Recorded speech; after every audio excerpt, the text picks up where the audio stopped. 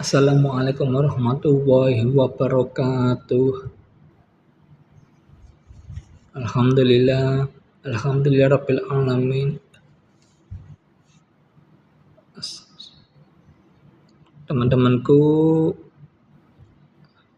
sahabat-sahabatku, channel Taufik Effendi 01 yang saya hormati, yang saya mulia, insya Allah dimuliakan oleh Allah Subhanahu wa Ta'ala. Kali ini saya akan membahas tentang keutamaan membaca Al-Quran. Saya ulangi lagi, keutamaan membaca Al-Quran. Ini saya tidak hanya memberikan wejangan nasihat kepada Anda semua, tapi saya juga memberikan nasihat kepada diri saya sendiri. Selamat mengikuti. Bismillahirrahmanirrahim.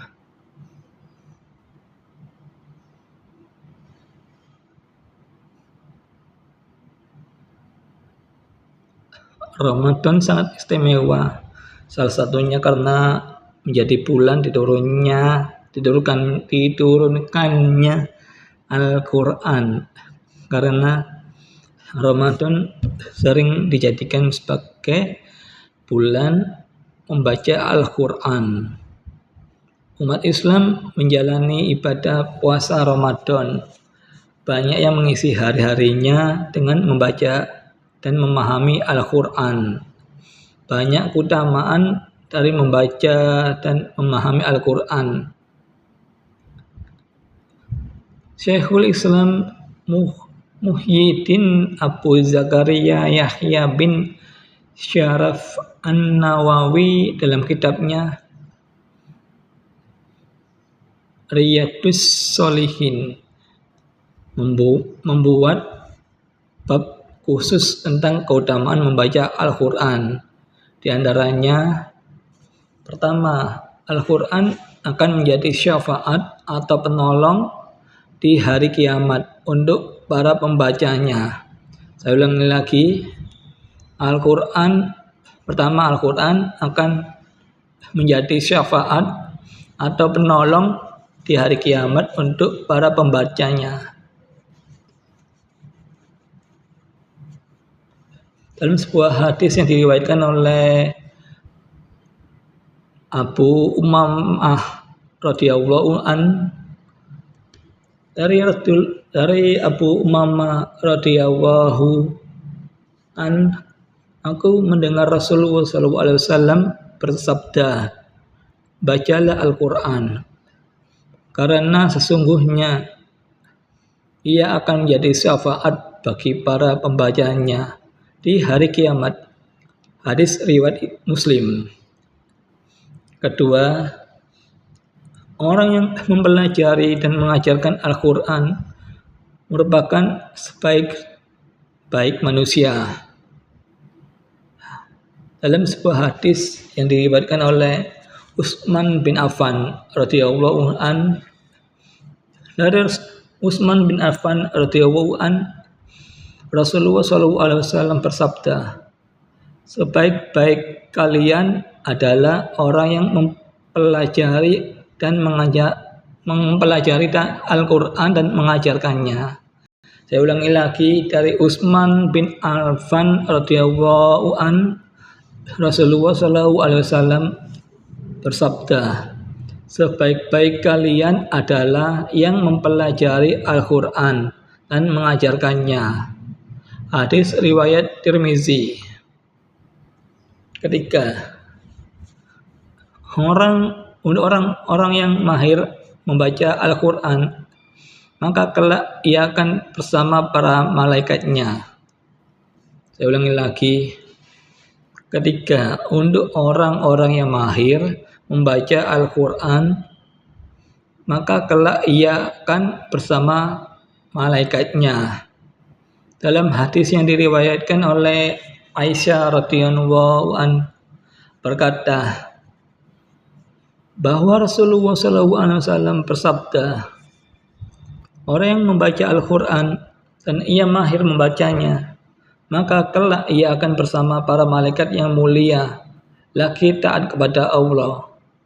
Saya ulangi lagi, dari Aisyah radhiyallahu anha berkata bahwa Rasulullah SAW bersabda, orang yang membaca Al-Quran dan ia mahir membacanya, maka kelak ia akan bersama para malaikat yang mulia, lagi taat kepada Allah. Hadis riwayat Bukhari Muslim.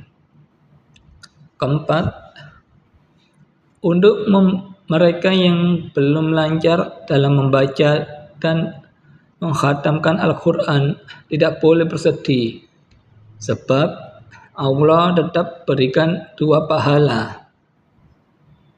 Saya ulangi lagi, untuk mereka yang belum lancar dalam membaca dan menghatamkan Al-Quran tidak boleh bersedih, sebab Allah tetap memberikan 2 pahala. Dalam hadis Rasulullah bersabda, dan orang yang membaca Al-Quran sedang ia masih terbata-bata, lagi berat dalam membacanya, maka ia akan mendapatkan 2 pahala. Hadis riwayat Bukhari Muslim. Kelima, Al-Quran dapat meningkatkan derajat kita di mata Allah. Saya ulangi lagi, Al-Quran dapat meningkatkan derajat kita di mata Allah. Ada sebuah hadis dari Umar bin Khattab radhiyallahu anhu. Rasulullah SAW bersabda, sesungguhnya Allah akan mengangkat derajat suatu kaum dengan kitab ini, Al-Quran. Dengannya pula Allah akan merendahkan kaum yang lain. Hadis riwayat Muslim. Dalam literatur hadis lain jelaskan juga tentang keutamaan membaca Al-Quran. Antara lain bahwa Allah akan menurunkan ketenangan, rahmat, dan memuji suatu kaum yang melantunkan ayat-ayat Al-Quran, serta malaikat akan melingkarinya. Dalam hadis yang diriwayatkan oleh Abu Hurairah radhiyallahu anhu, ia berkata, Rasulullah SAW bersabda, tidaklah suatu kaum berkumpul dalam salah satu rumah dari rumah-rumah Allah, masjid, untuk membaca Al-Quran dan mempelajarinya, kecuali akan diturunkan kepada mereka ketenangan dan mereka dilingkupi rahmat Allah. Para malaikat akan mengelilingi mereka dan Allah akan menyebut mereka di hadapan makhluknya yang berada di dekatnya, yaitu para malaikat. Hadis riwayat Muslim. Selain itu, menghatamkan Al-Quran adalah amal yang paling dicintai Allah. Dalam hadis riwayat Imam Tirmizi dijelaskan dari Ibnu Abbas radhiyallahu an, beliau mengatakan ada seseorang yang bertanya kepada Rasulullah SAW, wahai Rasulullah, amalan apakah yang paling dicintai Allah? Beliau menjawab, al-hal wal murtahal. Orang ini bertanya lagi, apa itu al-hal wal murtahal, wahai Rasulullah? Beliau menjawab, yaitu yang membaca Al-Quran dari awal hingga akhir. Setiap kali selesai ia mengulanginya lagi dari awal. Hadis riwayat Tirmizi nomor 2872, Sunan Tirmizi, bab ma ja'a anal Quran unzila ala sab'ati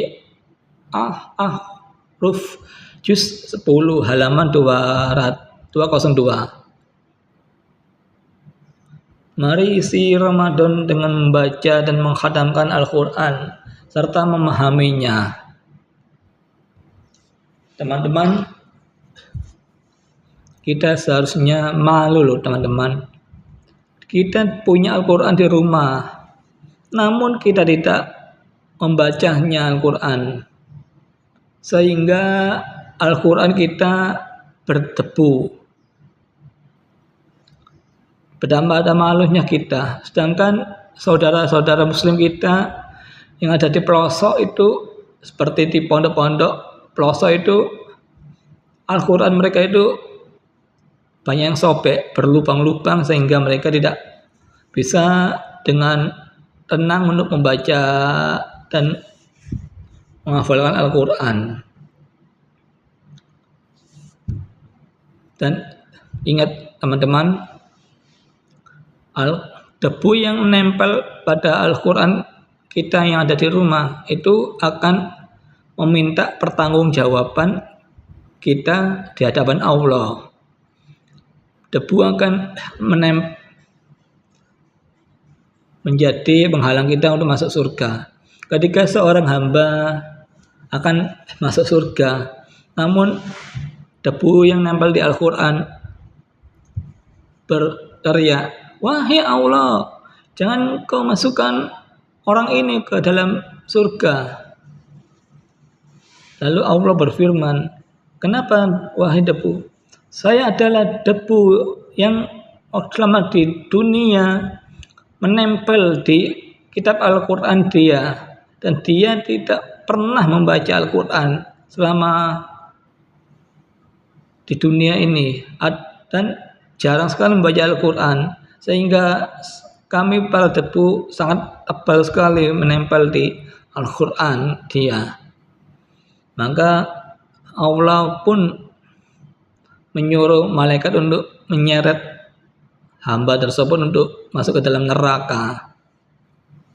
Begitulah teman-teman, saudara-saudaraku yang beriman, kita harus membaca Al-Quran, karena Al-Quran itu akan menolong kita kelak di hari kiamat. Itu aja pesan dari saya, Taufik Effendi 01. Ini juga pesan untuk diri saya sendiri. Dan kalau di YouTube jangan lupa subscribe dan tekan lonceng, serta like, komen, dan share video ini. Kalau di TikTok tolong follow dan share video ini sebanyak-banyaknya. Setiap Anda share video ini, insya Allah ini akan menjadi amal jariah Anda. Itu aja sahabat-sahabat Taufik Effendi 01. Assalamualaikum warahmatullahi wabarakatuh.